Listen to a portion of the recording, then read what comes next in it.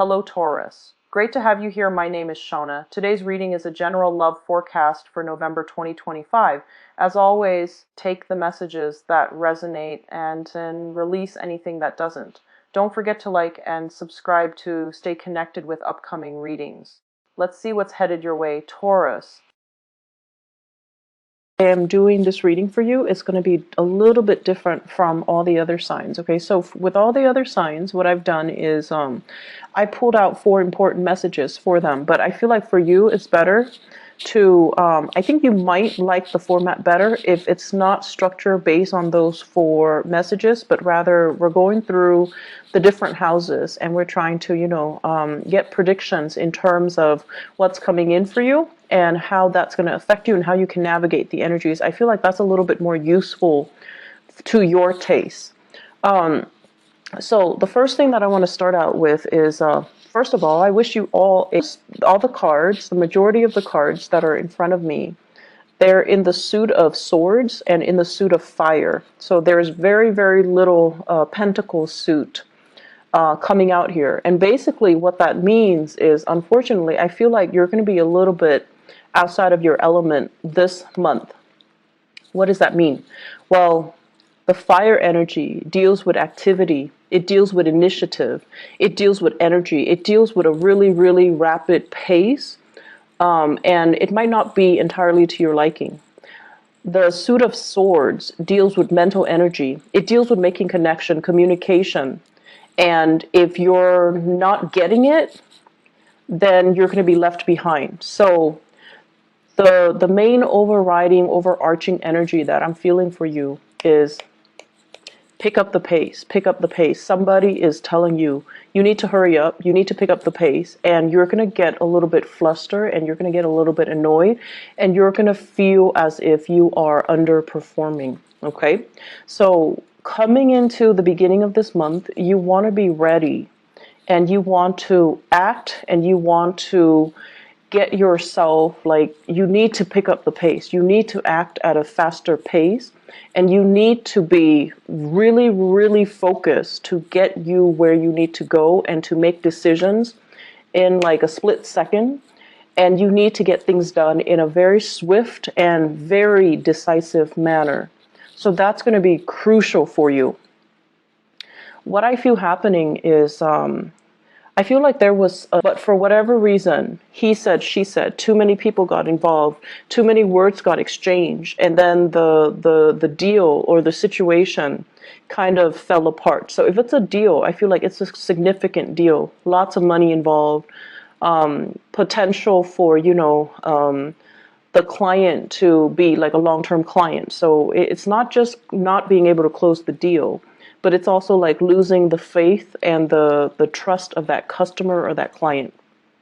And then I also feel a situation where everything was going swimmingly well.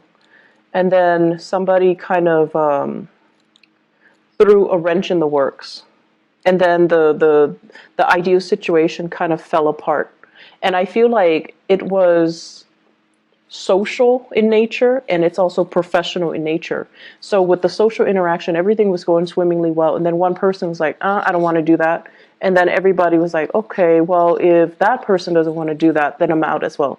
So it's like everyone opted in. One person decided to opt out and then everyone opted out. So they were getting cold feet, or the situation, you thought it was going to go one way and then there was just this major reversal at like a very crucial period of time, or it happened really fast. It was unintended, or it was just, unanticipated, and then you're kind of left wondering what exactly happened. So there were a lot of just the energy, and you were kind of forced to roll with the punches. You were kind of forced to just, accept. You're realizing at least that, things are going to be really unpredictable. I'm just going to go with the flow and I'm just going to, try to blend in. Okay. And so what's happening here? I feel like in the work environment, there is a person here. I see some of you, honestly, a little bit distracted. And I see you doing your work without a sense of urgency. So that means you have your routine. You have your breaks. You have, time that you allow for yourself to finish a specific task. And the people around you, it seems like the environment is very kinetic. Lots of things are happening. Lots of projects are happening simultaneously. Lots of people are doing many, many things, like multitasking, and they're looking at you kind of like doing things in your own manner, in your own pace. And they're telling you, pick up the pace. They're telling you, why aren't you chipping in to help us? And they're also telling you, why are you doing things without a sense of urgency at all? And so I wish I could say, like, don't let this get to you, but I feel like the energy is very nonverbal. So they might also be feeling it, but they're not going to tell you. If you feel the, if you feel like the energy is really tense, you want to observe and you want to kind of look outside of yourself and try to see, what is everybody doing? Is there anything that I can do differently? Is there anything I can do to chip in to help? And can I work with more of a sense of urgency? Because I feel like you're distracted and I feel like you're being pulled in multiple directions too. And in order for you to find your center, you just kind of have to tune people out, right? And that's what you're doing. But in the process, it's almost like things are not getting done in a timely manner. And the people around you, they're trying to get things done. I'm also feeling this energy kind of seeping into, your career sector, where it just seems to me as if it just feels to me as if you're reassessing whether or not this is the right career path. You're reassessing whether or not you're in the right place. I do feel financially, it seems as if based on, your experiences, based on your education, based on everything that you have worked really hard towards, where you are right now, you feel like you're underpaid and you feel like it's a struggle to make ends meet and you feel like it's a struggle to keep going. So you're trying to ask yourself, do I continue down this route or should I change sector? Should I change career? Should I get myself into a position where I can get paid more? And so there are a lot of questions here regarding, is this the right work environment for me? You feel energetically that it's not. And then the ultimate question here is this the right place for me to be? Because financially, it seems like it's not stable enough. So you have these questions. And so these questions, definitely, it's good to, mull them over, to think them over. Should you quit your job in the midst of a Mercury retrograde cycle? No. You're not going to be thinking right. And you're not going to be, looking at a situation with enough clarity for you to make up your mind. But these are important things that are coming out for you to re-examine. Okay? I feel like some of you are in a situation, like a career track, where you are dealing with a lot of children. And the work is emotionally draining. It's emotionally draining, possibly even physically draining. And it's affecting your health. And then others of you are dealing with people that have this immense sense of entitlement. Do this, do that. I'm a paying customer. You need to obey me and you need to be at my beck and call and you need to bend over backwards for me. And you're like, I'm not having that. So I feel like you're under a lot of demands from other people and you're starting to kind of reassess that, maybe this isn't the career track for me. Maybe this isn't where I'm meant to be long term. And that's fine. But, go through the process, mull it over. Just don't act on it right now.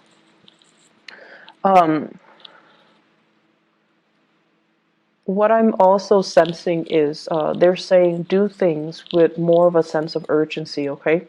So in the most loving way possible, I feel like they're telling you, quicken up the pace, pick up the pace. If you don't pick up the pace, other people are going to have to pick up your slack. And so it doesn't create a harmonious environment when other people feel that way. And I'm also sensing as well, on the flip side of that, some of you are going to have to pick up other people's slack, and you're not happy about it either. So it's a two-way street. If you're finding yourself on the slower end, definitely be a little bit more vigilant about what you're doing so that other people don't have causes of, don't have a reason to get upset with you or reprimand you. And then if you're finding yourself on the end where you're picking up other people's slack, it's really important for you to bring it to their attention, okay? So everyone can, do what they're supposed to do without being a burden on other people, with thorough and productive communication. What I'm also sensing as well is, Mercury retrograde. It's a prime time for us to make mistakes if we're not careful. I do see you distracted. I do see you dealing with a lot of communication, and especially communicating with people that might be culturally different from you. I do see a lot of fire signs here. Fire signs are, they're a little bit hot-headed, and when they communicate, it might not be as thorough. So they're going to tell you, things that they feel is important, but they're going to leave out details. And it's not because they're being evasive. It's because they think that's all there is to it. So there's a lot of phone tag that I see happening. There's a lot of follow-up. And so make sure when they are in front of you, extract as much details as you can. Otherwise, when they're gone, it's going to be really time consuming for you to catch up with them and try to get further details. Okay, so fire sign, Sagittarius, Aries, Leo.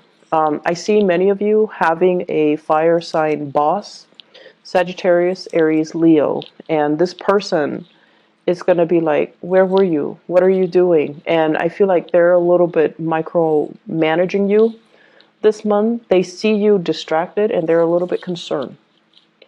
Bring your A game to work. Bring your A game to work, okay? Create to-do lists. Make sure that you're on track and make sure that no one else needs to pick up the slack for you, okay? Because I feel like you're a little bit distracted and I don't understand why exactly. The other message that I'm getting here as well is they say cultural divide. Cultural divide. Basically, and I'm seeing this mainly in your social environment. So I feel like many of you, okay, so let's say this. You could be, born and raised here, but your parents might be of a different culture. And so the communication, the lessons that they're trying to pass down to you might not be relevant because you're living in a different environment, you're living in a different culture. And then for others of you, you might, have left the nest a long time ago, and you're dealing with people in a capacity where culturally they're different from you. So the things that they say, and even down to the fundamentals of how they communicate, it's kind of confusing, right? So the cultural divide message basically means that we don't have to agree with what people are saying. We just have to understand what they're saying so that we can help them. So I feel like that's what's happening here. It's not about, arguing over semantics.